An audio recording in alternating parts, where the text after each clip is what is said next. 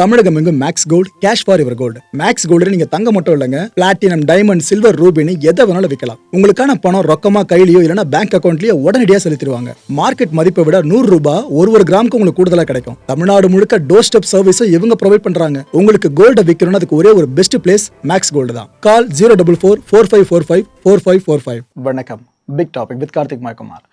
இதுவரைக்கும் எவ்வளோ கொடூரமான சம்பவங்களை பார்த்துருப்பீங்க. ஆனால் இதயம் பலவீனமானவங்க இந்த கான்டென்ட்டில் ட்ராவல் பண்ண வேணான்னு கேட்டுக்கிறேன். ஏன்னா ஒரு 1.5 வயசு குழந்தை சம்மந்தப்பட்ட விஷயங்க. அதை போஸ்ட்மார்ட்டம் பண்ணி அந்த ரிப்போர்ட் வெளியே வந்து ஒரு மாதிரி டிஸ்டர்ப் பண்ணி விட்டுரும். நிகழ்ச்சிக்குள்ள போகலாம்.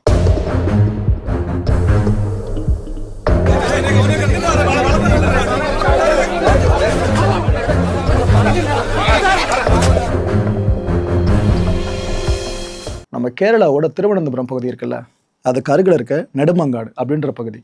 இங்கே அகிலா அப்படின்ற ஒரு லேடி, இந்த ஸ்க்ரீனில் தெரியுறாங்களே, இந்த லேடி தான். இவங்களுக்கு அகில் அப்படின்ற ஒரு கணவராக இருந்தாப்புல.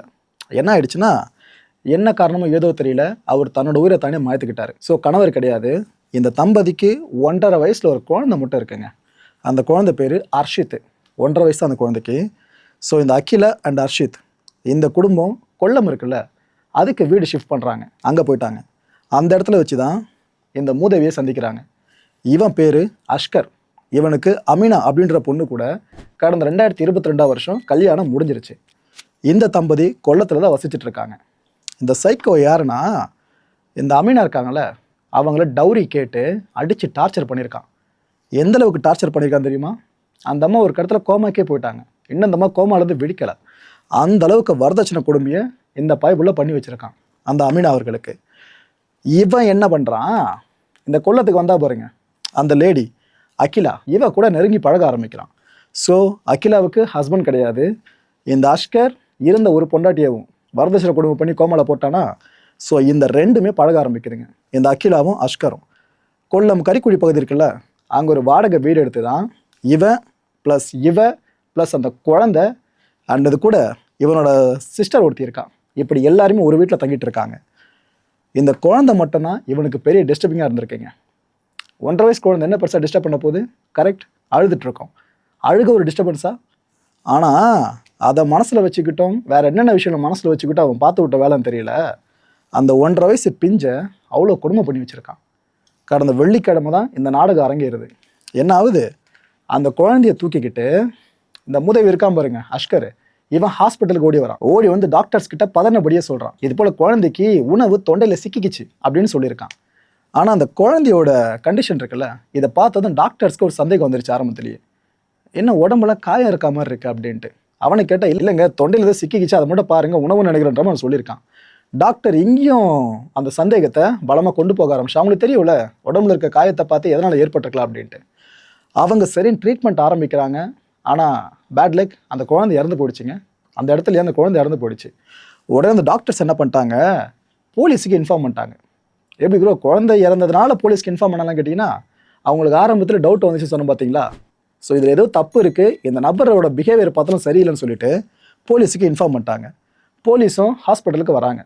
வர்றவங்க அந்த இறந்து போன குழந்தையோட பிரேதம் இருக்குல்ல, இதை உடற்கூறு ஆய்வுக்காக அனுப்பி விட்றாங்க. இதுக்கப்புறம் அந்த ரிசல்ட்டை வந்துச்சு பாருங்க, ஒட்டுமொத்த இந்தியாவும் ஷாக். இப்போ ஒரு 1.5 வயசு குழந்தைகிட்ட ஒருத்தர் எப்படிலாம் நடந்து போனா அப்படின்ட்டு பல பேர் ஒரு மாதிரி மனசே விட்டாங்க. எல்லார் வீடுகளையும் குழந்தை இருக்குல்ல, அதெல்லாம் முதலே சொன்னேன். இதுக்கப்புறம் ட்ராவல் பண்ணும்போது கூட இதயம் பலவீனமானவங்க ட்ராவல் பண்ண வேண்டாம்.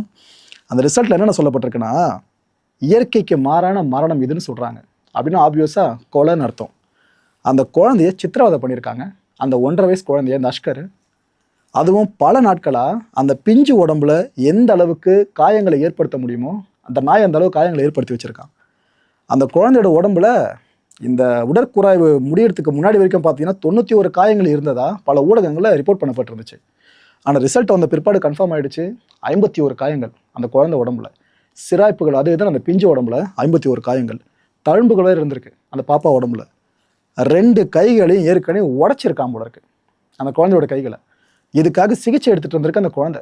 இந்த குழந்தையோட கையில் 2 பக்கமும் கட்டு போட்டு பார்த்துருக்கீங்களா, அது இவனால் ஏற்பட்டிருக்குமோன்னு தான் இப்போ பல பேர் நினைக்க ஆரம்பிச்சிருக்காங்க. போஸ்ட்மார்ட்டம்லேயே தெளிவாக சொல்லிட்டாங்க, இது யாரோ உடச்சிருக்காங்க கையை அப்படின்ட்டு. சிகரெட் இருக்குல்ல, இதால் அந்த குழந்தை உடம்புல சூடு வச்சுருக்காங்க அங்கங்கே. இன்னொரு கொடுமை என்னென்னா, அந்த குழந்தையோட பிறப்புறுப்பு இருக்குல்ல, அது வரைக்குமே காயங்கள் கடுமையாக இருந்திருக்கு குழந்தையோட பிறப்புறுப்பில். அந்த குழந்தையோட தலையில் பலமாக அடிச்சிருக்காங்க. அதுவும் சும்மா கையில் அடிக்கிறது, ஏதோ ஒரு பொருளை வச்சு அடிக்கிறது கிடையாது. குழந்தைய பிடிச்சி சோத்துல வீசி அடிச்சு அப்படிங்க இருக்கும். அந்த காயம் தலையில் எந்த அளவுக்கு ஆழமாக ஏற்படும், இல்லை ஒரு ஃப்ளோரில் நீங்கள் அடிச்சுன்னா எந்த அளவுக்கு ஆழமான காயம் ஏற்படும், அந்த அளவுக்கு அடிச்சிருக்கான் போல இருக்கு. ரிப்போர்ட்டில் சொல்கிறாங்க இந்த அளவுக்கு பெரிய காயம் அப்படி பண்ணால் மட்டும்தான் வரும் அப்படின்ட்டு. இதனால தான் அந்த குழந்தையோட உயிரே போயிருக்குன்றாங்க.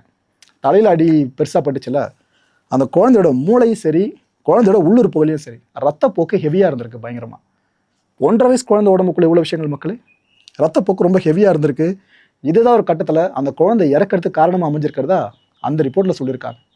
இந்த ரிப்போர்ட் வெளியே வந்ததும் கேரளாவில் இருக்க ஒவ்வொரு தாய்மார்களும் கையில் என்ன பொருள் கிடைக்குமோ அதை எடுத்துக்கிட்டு அடிக்க கிளம்ப ஆரம்பிச்சிட்டாங்க. இந்த நாய் எங்கே இருப்பான் பார்த்து அடிக்கணும் அப்படின்னு சொல்லிட்டு. இந்த கான்டென்ட்டை கெட்ட வார்த்தை பேசாமல் டெலிவரி பண்ணுறது கஷ்டம் தான் மக்களே. அவ்வளோ ஒரு மாதிரி ரிசர்ச் பண்ணும்போதே மனசை உடச்சி விட்டானுங்க. அவ்வளோ மோசமாக இருந்துச்சு ஒரு விஷயமும். அந்த கொடூர தாயின்ற பேரில் இருக்க பேய் இருக்கா பார்த்தீங்களா, அகிலா. அவளுக்கு இதில் எதுவுமே ரோல் இல்லைன்னு நினைப்பீங்க. கர்மாந்திரம் பட்ச ரோல் அவ்வளோ பண்ணியிருக்கா. என்னன்னா, இவ்வளோ கொடுமை ஒருத்தன் பண்ணுறான்னா, குழந்தைய பெற்ற தாய் இருக்கால, அவள் தடுத்து இருக்கணும்ல. ஆனால் அவன் என்ன பண்ணியிருக்கா, போலீஸுக்கு இதை பற்றி தகவலே கொடுக்கல. யாரோ வீட்டில் ஒரு குழந்தைக்கு இது நடந்தால் கூட எங்கேயோ இருக்க ஒருத்தன் பதறி அடிச்சுட்டு வருவான், குழந்தைக்கு இப்படி நடக்குது அப்படின்ட்டு. ஆனால் ஒரே வீட்டில் இருந்திருக்க தாய் அவள் பெருசாக அதை பற்றி கேர் பண்ணவே இல்லை. இன்ஃபேக்ட் என்ன தெரியுமா பண்ணியிருக்கா, அந்த குழந்தைய இவ்வளோ தூரம் அடித்ததுக்கு பிற்பாடு, அவள் அடித்த பிற்பாடு ரத்த கரை படிஞ்சிருக்குள்ள வீட்டில், அதை ஃபுல்லாக கழுவி விட்டுருக்கிறது இந்த கேவலமான லேடி தானா. அந்த குழந்தையோட துணி இருக்குல்ல, எவிடன்ஸ் ஆச்சு அது எரிச்சிருக்காளாங்க இந்த லேடி. ஆதாரங்கள் எல்லாத்தையும் அழிக்கிறதுக்கு ஃபுல்லாக இனிஷியேட் பண்ணியிருக்கிறது இந்த அகிலா தானாமா. இந்த அஷ்கர் அண்ட் அகிலா இருக்காங்களே, 2 பேரையும் போலீஸார் அரெஸ்ட் பண்ணிட்டாங்க. நல்ல வேளை அரெஸ்ட் பண்ணிட்டாங்க. அரெஸ்ட் மட்டும் பண்ணாமல் விட்டுருந்தாங்க, ஒட்டுமொத்த கேரள மக்களும் சேர்ந்து அந்த வீட்டுக்கு வந்து 2 பேரும் அடிச்சே சாவடிச்சிருப்பாங்க. ஆக்சுவலாக ஒன்று நடந்துச்சு அது போல். அவனை தப்பிச்சிட்டான் எப்படி அந்த அஷ்கர் அதில் இருந்து. அதை பற்றி போக சொல்கிறேன். இந்த விசாரணை பண்ணி அப்புறம் இந்த ஸ்பாட்ல இருந்து எவிடன்ஸ்லாம் கலெக்ட் பண்ணோம் பார்த்தீங்களா, அந்த ப்ரொசீஜருக்காக போலீஸார் இந்த அஷ்கர் இருக்கால, இவனை சம்பவம் நடந்து அந்த வீட்டுக்கு கூட்டு வரான். கூட்டு வரும்போது அவங்க மக்கள்லாம் ரெடியாக இருந்தாங்க. எப்படி இருந்தாலும் இன்வெஸ்டிகேஷனுக்காக கூட்டு வருவாங்க, அவனை நம்ம சும்மா விடக்கூடாது, வெளுத்து விட்டணும்னு சொல்லிட்டு அவ்வளோ மக்கள் ரெடியாக இருந்தாங்க. இவனை பார்த்தது தாங்க வந்தாங்க பாருங்க, சாரசாரியாக அங்கங்கே சின்ன சின்ன வனம் மாதிரி இருக்குது, அதில் தான் பூந்து எழுந்து வராங்க மக்கள். ஏன்டா அவர் குழந்தை எப்படிலாம் பண்ணியிருக்கேன்னு வச்சு புழக ஆரம்பிச்சிட்டாங்க. அவ்வளோ போலீஸ் அங்கே இவனுக்கு ப்ரொடெக்ஷன் கொடுத்தாங்க. அதையும் தாண்டி கை விட்டாங்க பாருங்க, கிடைக்கிற கேப்லலாம் செம்ம அடி. இவன் சார்ந்த மக்களும் இதெல்லாம் அடிக்க ஆரம்பிச்சிருந்தாங்க. அவனை சாகடிக்க முடியலன்ற ஏக்கத்தில் நடந்துமா பண்ணாங்க. அவனோட கார் ஒன்று அங்கே இருந்திருக்கு, வீட்டுக்கு அருகில் காரை விடுவாங்களே, அவனோட காரை பார்த்துட்டு நொறுக்கிட்டாங்க. இவன் மேலே இருக்க ஒட்டுமொத்த கோபத்தையும் அந்த கார் மேலே காமிச்சிட்டாங்க மக்கள். அந்த காரோட நிலைமை நீங்கள் பார்த்தீங்க அப்படின்னா, இதே அடி இவனுக்கு விழுந்திருந்தா நசுங்கி போயிருப்பான் மொத்தமாக. அவ்வளோ கோபத்தில் இருந்திருக்காங்க மக்கள். யார் தாங்க வயிற்றுச்சல் விடும் குழந்தை இப்படி பண்ணியிருக்கான்ட்டு.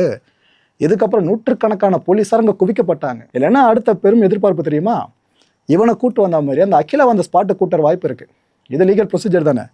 அப்படி கூட்டு வர்றப்ப அந்த லேடி மட்டும் மக்கள் கையில் மாட்டினா செத்தாங்க. அந்த அளவுக்கு எதிர்பார்த்துட்டு இருக்காங்க அவளை. ஒரு 2 வாரங்களுக்கு முன்னாடி ஒரு விளாகர் ஒருத்தர் இந்த காட்சிகளை பதிவு பண்ணி வெளியிட்டு இருந்தாப்புல. இந்த காட்சியில் தெரியுதுல, அந்த அம்மா கையில் வச்சிருக்க குழந்தை இருக்குல்ல, அந்த குழந்தைய பற்றி முன்னாடி சொல்லிட்டு இருக்கேன். அந்த விளாகர் வீடியோ எடுத்துகிட்டு இருக்கும் போது என்ன குழந்தைக்கு கையில் கட்டு அப்படின்னு கேட்டிருக்கான். 2 கையிலையும் கட்டு. ஸோ எல்லாருக்கும் டவுட் வரல, கேட்டிருக்கான். அப்போ இந்த அம்மா என்ன சொல்லியிருக்கு, இல்லை சைக்கிள் ஓட்டுறப்ப கீழே விழுந்துட்டான், அதனால தான் 2 கையிலையும் கட்டுன்ற மாதிரி கதை விட்டுருக்கான். சிரிச்சுக்கிட்டு அந்த காரணத்தோட சொல்லியிருக்காங்க. அப்போ இதுக்கு முன்னாடியே ஃபுல்லாக அந்த குழந்தைய போட்டு அவன் ஃபுல்லாக சித்திரவதை பண்ணியிருக்கான் போல இருக்கு. அதனால் குழந்தை கையில் கட்டு போடப்பட்டிருக்கு. இந்த பொய்யை சொல்லிட்டாளா. இப்போ இந்த வீடியோ பார்த்த போலீஸார் என்ன தெரியுமா நினைக்க ஆரம்பிச்சிட்டாங்க, இல்லையே ரிப்போர்ட்லேயும் 2 கையிலையும் கட்டு போட்டதுக்கு குழந்தை கீழே வந்ததெல்லாம் காரணமாக இருக்காது, அவன் தான் கையை உடச்சிருக்கணும் அப்படின்ட்டு இந்த லேடி சொன்ன விஷயத்த பொய்ன்னு போலீஸார் இப்போ ஆழமாக நம்ப ஆரம்பிச்சிட்டாங்க. இப்போ அடுத்த கட்ட விசாரணையா இந்த விஷயம் சார்ந்து பேச ஆரம்பிச்சிட்டாங்க. ஒரு வேளை அந்த குழந்தையோட கையை இந்த அளவுக்கு முறிச்சு போட்டிருந்தான் அப்படின்னா, நீ எதற்கு என்ன பண்ணிட்டு இருந்த, எதுக்கு அவன் போல பண்ணியிருக்கணும் சைக்கோத்தனமா, இப்படி பல கேள்விகளை அந்த லேடி கிட்ட அடுக்க காத்திருக்காங்க. இந்த அகிலா இருக்கால, இவகிட்ட போலீஸார் நிறைய விஷயங்கள் கேட்டிருக்காங்க, அதுக்கு பதிலும் கொடுத்துருக்கா. இன்ஃபேக்ட் சம்பவம் நடந்த அன்னைக்கு இவ வீட்டிலே இல்லையாங்க, அதனால ஹாஸ்பிட்டலுக்கு அவன் மட்டும் குழந்தைய தூக்கிட்டு வந்திருக்கான் போல இருக்கு அந்த அஷ்கர் மட்டும். அகிலா என்ன சொல்றா, நாகர்கோவில் இருக்குல்ல, நான் அங்கே போயிட்டேன், ஏன்னா ஒரு டான்ஸ் காம்படிஷன் இருந்துச்சு, ஸோ அதுக்கான அந்த ப்ரோக்ராமை முன்னிட்டு நான் அங்கே போயிட்டேங்க. குழந்தை இறந்துருச்சுன்ற விஷயம் எனக்கு செய்தியாக வரும்போது தான் எனக்கே தெரியும். ஒரு அம்மா பேசுகிற பேச்சு பார்த்தீங்களா, குழந்தை இறந்த விஷயம் செய்தியாக வரும்போது அந்த மாதிரி தெரியுமா. ஆக்சுவலாக இந்த ஒரு விஷயம் எதுக்காகன்னு காவல்துறை வட்டாரத்தில் கேட்கும்போது, இல்லைப்பா அந்த அம்மா எஸ்கேப் ஆக பார்க்குது, இது போல் சம்பவ இடத்துல இல்லை, நாகர்கோவில் இருந்த மாதிரி டிக்கெட் ஒன்று ரெடி பண்ணிட்டாலோ, அங்கே தங்கின மாதிரி எதனா ஹோட்டல் ரெசிப்ட் ரெடி பண்ணிட்டாலோ, இவ கேஸ் வந்து தப்பிச்சிக்கலாம்ல. அவளுக்கு தெரியாமல் ஏதோ நடந்துச்சுன்ற மாதிரி நாளைக்கு போர்ட்ரே பண்ணிக்கலாம்ல. அது போல் ஏதோ பண்ணுறது இந்த அம்மா பிளான் பண்ணுதுன்னு டிபார்ட்மெண்ட் சைடில் சொல்கிறாங்க. ரீனா, இந்த அகிலான்ற புண்ணியவதியை பெற்ற அம்மா, அந்த அம்மா இப்போ என்ன தெரியுமா சொல்கிறாங்க, என் மகனும் அந்த அஷ்கரும் இந்த 2 பேரும் தான் குழந்தைய கொண்டு இருப்பாங்கன்னு நான் ஆழமாக நம்புறேன்னு சொல்கிறாங்க. அகிலாவோட அம்மா வந்து ஸ்டேட்மெண்ட்டை விடுறாங்க. குழந்தைய எங்ககிட்ட கொடுத்துரு நாங்கள் பலமுறை சொன்னோம். உனக்கு வேறு லைஃப் வேணுமா, நீ பார்த்துக்கோ, குழந்தைய என்கிட்ட கொடுத்துரு, உங்ககிட்ட இருக்கிறது சேஃப் இல்லைன்னு நாங்கள் பலமுறை சொன்னோம். ஆனால் அவள் கடைசி வரைக்கும் ஒத்துக்கவே இல்லைன்னு சொல்லியிருக்காங்க. அப்படின்னா நிறைய தாய்மார்கள் குழந்தைய தான் கூடவே வச்சுக்கணும் அப்படின்னு முடிவெடுக்கிறாங்களே, அதில் 99% தாய்மார்கள் உண்மையிலேயே மனமும் வந்து முடிவெடுப்பாங்க. நாளைக்கு எனக்கு மறுமணம் ஆகுதோ இல்லையோ, பட் என் குழந்தை என் கூட தான் இருக்கணும்னு. ஆனால் 1% ஒரு சிம்பத்தி கிரியேட் பண்ண முடிவெடுக்கிறாங்கன்னு தெரிலங்க. இதெல்லாம் ஓப்பனாக சொல்ல நினைக்காதீங்க, இந்த கருமத்தை பார்க்குறப்ப அப்படி தான் இருக்குது. எங்களுக்கு அந்த அஷ்கர் மேலே ஆரம்பத்துலேருந்தே சந்தேகம் இருந்துச்சுங்க. அந்த குழந்தையோட கையில் கட்டு போட்ட மாதிரி ஃபோட்டோ இருக்குல்ல, அது சமீபத்தில் தான் நாங்கள் பார்த்ததும் நாங்கள் ஒட்டு மொத்தமாக உடஞ்சிட்டோன்றாங்க ரீனா, அகிலாவோட அம்மா. எங்களுக்கு நல்லா தெரியும் அந்த குழந்தைய ஏதோ பண்ணியிருக்கான், அதை தான் கட்டு போட்டிருக்காங்க. நாங்கள் அப்போவே போலீஸில் கம்ப்ளைண்ட் பண்ணோம் இந்த விஷயத்தை பற்றி. ஆனால் டிபார்ட்மெண்ட்டில் பெருசாக கண்டுக்கலன்னு சொல்கிறாங்க. இதை விட கேவலம், அப்போ அந்த புகாரை கவனிக்காமல் இருந்தாங்களே, அந்த போலீஸ் சார்ந்து வேறு எதுவுமே இருக்க முடியாது.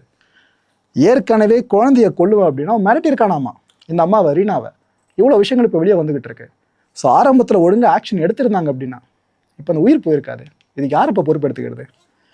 அக்கம் பக்கத்தினர்லாம், இந்த மூதவிங்க வசிச்சுட்டு இருந்த வீடு இருக்குல்ல, அங்கே சுற்றி இருந்த வீடுகளில் இருந்த மக்கள் என்ன தெரியுமா சொல்கிறாங்க, இப்போது அவன்லாம் ஒரு மனுஷனே கிடையாதுங்க. வீட்டுக்கு அருகில் இந்த சூரிய வெப்பம் கொடுத்தோம் பார்த்தீங்களா, வெயில் வந்து விடுற இடம் இருக்கும்ல, அங்கே குழந்தை உட்காந்து கதறிக்கிட்டு இருக்குமா, அழுதுகிட்டு இருக்குமா, என்ன பண்ணுறது தெரியாமல், எங்கே போகிறதுன்னு தெரியாமல். ஆனால் இவன் கிடந்து சாப்பிட்டோம் அப்படின்னு விட்டு அவன் பாட்டுன்னு உள்ளுக்குள்ளே வேலையை பார்த்துட்டு இருப்பானா இந்த அஷ்கர். அதுக்கப்புறம் பக்கத்து வீட்டில் இருக்கவங்களாம் வந்து கண்டிப்பாங்களாம், ஏன்பா குழந்தை அழுவுது, இவ்வளோ வெயில் படுது, என்ன இது, வளர்ந்து நம்மளாலே முடியல, வெயில் தாங்க முடியல குழந்தை அப்படின்ற மாதிரி கேட்டதுக்கப்புறம் தான் சலிச்சுக்கிட்டு அந்த குழந்தைய உள்ளே தூக்கிட்டு போவானாங்க. தூக்கிட்டு போவான்னு சொல்ல முடியாது, பிடிச்சி இழுத்துட்டு போவான்னு தான் சொல்ல முடியும். பேர்பட்ட சைக்கோ அந்த வீட்டுக்குள்ளே யாரையுமே வரவிட மாட்டானாமா. பக்கத்து வீடுகள் இருக்க ஒருத்தர் கூட அந்த வீட்டுக்குள்ளே என்ன நடக்குதுன்னு தெரியாதான், யாரையுமே உள்ளே வரவிட மாட்டானா. அண்ட் அவங்க கிட்டலாம் பேசினது கூட கிடையாது இது வரைக்கும். ஸோ இப்படி சைக்கோத்தனமா அந்த குழந்தை சித்திரவதை பண்ணுறதுன்னு ஒருத்தர் வாழ்ந்து அப்படிங்க இருக்கும், அது போல் வாழ்ந்துருக்கான் போல இருக்கு இந்த அகில் அண்ட் அகிலா. அகில் வேற யாரும் இல்லை, அகிலாவோட கணவர் பேர் அகிலுங்க. இந்த 2 பேரும் பட்டியல் இனத்தை சேர்ந்தவங்க. இந்த குழந்தை இருக்குல்ல, அந்த குழந்தை அதே பிரிவில் வர்ற குழந்தை தான். ஸோ இந்த scheduled caste atrocities prevention department இருக்குல்ல, அவங்க இப்போ களத்தில் இறங்கிட்டாங்க. இன்னொரு பக்கம் இந்த ஜேஜேஏ இருக்குல்ல, அதாவது ஜுவைனல் ஜஸ்டிஸ் ஆக்ட், இதை பேஸ் பண்ணி சட்ட நடவடிக்கையும் எடுக்கப்பட்டாச்சு. அண்டு இந்த இன்வெஸ்டிகேஷன் இருக்குல்ல, அதை டெப்யூட்டி எஸ்பி தலைமையில் இப்போ மாற்றிட்டாங்க. ஹை ப்ரொஃபைல் கேஸாக பெருசாக மாறிடுச்சிங்க இப்போது. ஏன்னா கேரளாவை தாண்டி இந்தியா முழுக்க எல்லாரும் உழுக்க எடுத்திருக்கு. இப்போ ஏற்பட கொடுமையான விஷயம். இந்த case SC and ST court இருக்குல்ல, அங்கே மூவ் ஆகிருக்கு. இப்போ அஷ்கரோட சகோதரி அந்த பொண்ணு கிட்டதுக்கப்புறம் விசாரிக்க போகிறாங்க போலீஸார். ஏன்னா இது வரைக்கும் நமக்கு தெரிஞ்ச தகவல்களை வச்சு இவ்வளோ கோவம் வருதெல்லாம் இருக்கும். அந்த வீட்டில் கூட இருந்து அந்த சிஸ்டர் எல்லாத்தையும் பார்த்துருப்பால, அவங்களோட பிரதர் என்னென்ன வேலையை பார்த்து வச்சிருக்கான்னு சொல்லிட்டு. இதுக்கப்புறம் அந்த பொண்ணு எதனா சொல்லும் போது அது இன்னும் இந்த கேஸ் ரொம்ப ஸ்ட்ராங்காக்கி விட்டுருவாங்க. அவங்க தரப்பு நியாயம் எதனா சொல்லுவாங்களே, அப்படி சொன்னாங்கன்னா நான் அதையும் அடுத்த வீடியோவில் உங்களுக்கு போஸ்ட் பண்ணுறேன். இந்த அகிலாவோட ஹஸ்பண்ட் ஏற்கனவே தன் உயிரை தானே மாற்றிக்கிட்டார் சொன்னோம் பார்த்தீங்களா, இப்போ அதில் போலீஸ்க்கு பெரிய டவுட்டு. ஒருவேளை இவங்க எதனா வேலையை பார்த்து விட்டாங்களா இவங்க கூட சேர்ந்துக்கிட்டு இந்த அகிலா, அப்போ இதையும் விசாரிக்கணுமேனு இன்னொரு கேஸை இப்போ ஓப்பன் பண்ணுறதுக்கும் வாய்ப்புகள் பெருசாக எழுந்திருக்கு. அண்ட் அந்த அஷ்கர் அகிலா இருக்காங்களே, இந்த 2 பேரையும் கூடிய சீக்கிரமே கஸ்டடியில் எடுத்து விசாரிக்க போலீஸார் எல்லா ஃபார்மாலிட்டியும் ஆரம்பிச்சிட்டாங்க. லீகல் ஃபார்மாலிட்டியை கஸ்டடியில் எடுத்தால் தான் தெரியும் இதுக்கப்புறம் என்னென்ன உண்மை வரப்போகுதுன்னு சொல்லிட்டு. குழந்தையோட உடல் இருக்குல்ல, அதை அந்த அகிலோட குடும்பத்துக்கிட்டே இப்போ ஒப்படைச்சிட்டாங்க. பாருங்கள், அப்பா இல்லை, அம்மாவும் இப்போ ஜெயிலில். அந்த குழந்தைக்கான இறுதிச் சடங்கு பண்ணுறதுக்கு கூட பேரண்ட்ஸ்னு யாருமே இல்லை. வளர் பாப்பான்னு பேருக்கு இருந்த ஒருத்தன் கூட இவ்வளோ பெரிய கன்றாவியான வேலையை பார்த்து வச்சிருக்கான். அந்த குழந்தை சாவுக்கு காரணமாக அமைஞ்சிருக்கான். பேர்பட்ட நிலைமை வேறு எந்த குழந்தைக்கு வந்துடக்கூடாது மக்களே. கேட்கும் போது ஒரு மாதிரி இருக்குல்ல. பிந்து கிருஷ்ணா, கேரள மகளிர் மற்றும் குழந்தைகள் மேம்பாட்டுத்துறையோட அமைச்சர், அவங்க என்ன சொல்கிறாங்க, குற்றவாளிகளுக்கு கடுமையான தண்டனையை நம்ம கவர்மெண்ட் உறுதிப்படுத்தும் அப்படின்னு சொல்லியிருக்காங்க. ஆனால் அவங்களுக்கே ஸ்டேட்மெண்ட் விட முடியல.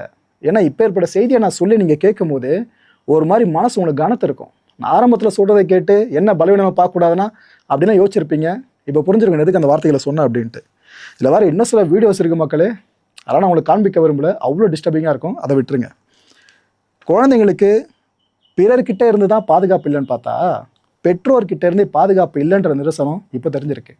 மக்களை இந்த கான்டென்ட் பொறுத்த வரைக்கும் நாமெல்லாம் சிந்திக்க வேண்டிய ஒரே ஒரு விஷயம், பெத்த குழந்தைய விட காமக்காதல் இருக்குல்ல, அது முக்கியம்னு தாய் நினைக்கிற காலகட்டத்தில் நாம் இப்போ வாழ்ந்துட்டு இருக்கிறது ரொம்ப ரொம்ப துரதிர்ஷ்டம்.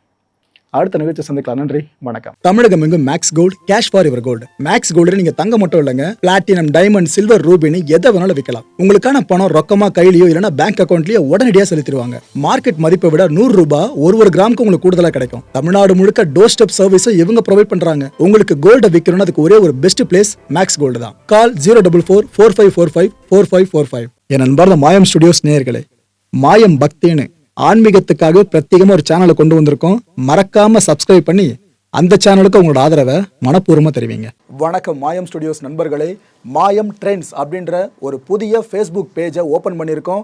நீங்கள் யூடியூப்ல பார்த்துட்டு இருக்கீங்களா நம்மளோட கான்டென்ட்ஸ்லாம், இதெல்லாம் விட ஒரு படி மேலே ரொம்ப கிறிஸ்பாகவும் ரொம்ப சூப்பராகவும் நிறைய கான்டென்ட்ஸ் உங்களுக்கு இந்த பேஜில் காத்துட்டு இருக்குங்க. ஸோ உடனடியாக ஃபேஸ்புக் பிளாட்ஃபார்ம் போங்க, மாயம் ட்ரெண்ட்ஸ்னு டைப் பண்ணி சர்ச் பண்ணி நம்ம பேஜை ஃபாலோ பண்ணுங்க. அப்படியே நம்ம சேனலையும் நீங்கள் சப்ஸ்கிரைப் பண்ணிட்டீங்க அப்படின்னா இன்னும் நிறைய புது புது கான்டென்ட்ஸை உங்களுக்காக ப்ரொடியூஸ் பண்ணி கொடுத்துக்கிட்டே இருப்பாங்க. நீங்கள் பண்ணுற ஒவ்வொரு சப்ஸ்கிரிப்ஷனும் எங்களுக்கு பெரிய மோட்டிவேஷனாக அமையும்.